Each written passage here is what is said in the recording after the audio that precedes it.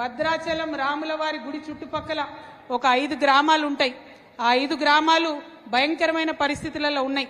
ఆ 5 గ్రామాలు ఇప్పుడు ఆంధ్రాలో ఉన్నాయి. ముఖ్యంగా మన భద్రాచలం రాములవారి మాన్యం ఒక 1000 ఎకరాల భూమి కూడా ఆంధ్రాలో కలిసిపోయినటువంటి పరిస్థితి ఉన్నది. అందుకే జాగృతి తరఫున మేము డిమాండ్ చేసినాం. హైదరాబాద్ లో ఒక రౌండ్ టేబుల్ సమావేశం పెట్టినాం. ఇప్పుడు ఆ బాధితులంతా కూడా ఇక్కడికి వచ్చినారు. 5 గ్రామాల వారిని కూడా కలుస్తాం. మరి అక్కడ రౌండ్ టేబుల్ పెట్టి మేము డిమాండ్ చేసినాం. ఇక్కడ తుమ్మల గారు ఖచ్చితంగా చర్యలు తీసుకోవాలి. 5 గ్రామాలు ఆంధ్రాలో ఉన్నాయి, తెలంగాణలో కలపాలని కేవలం తెలంగాణ జాగృతి మాత్రమే డిమాండ్ చేసింది.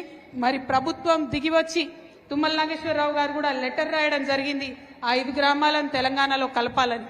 మరి ఇంత జరుగుతున్నటువంటి సందర్భంలో కూడా నిన్న భద్రాచలం ఈవో రమాదేవి గారు ఆంధ్ర ప్రాంతంలో భూములను చూడడానికి పోతే ఆమె మీద దాడి చేయడం జరిగింది. మన తెలంగాణ ఆడబిడ్డ, ఒక బీసీ బిడ్డ రమాదేవి మీద మరి ఆంధ్రాలో దాడి జరగడాన్ని నేను చాలా తీవ్రంగా ఖండిస్తా ఉన్నాను. ఇదే వేదిక నుండి, ఇదే కొత్తగూడెం నుండి ఆంధ్రప్రదేశ్ ముఖ్యమంత్రి గారు గౌరవనీయులు చంద్రబాబు నాయుడు గారికి తెలంగాణ జాగృతి ఆధ్వర్యంలో మేము ఒక ఉత్తరం కూడా రాస్తా ఉన్నాము.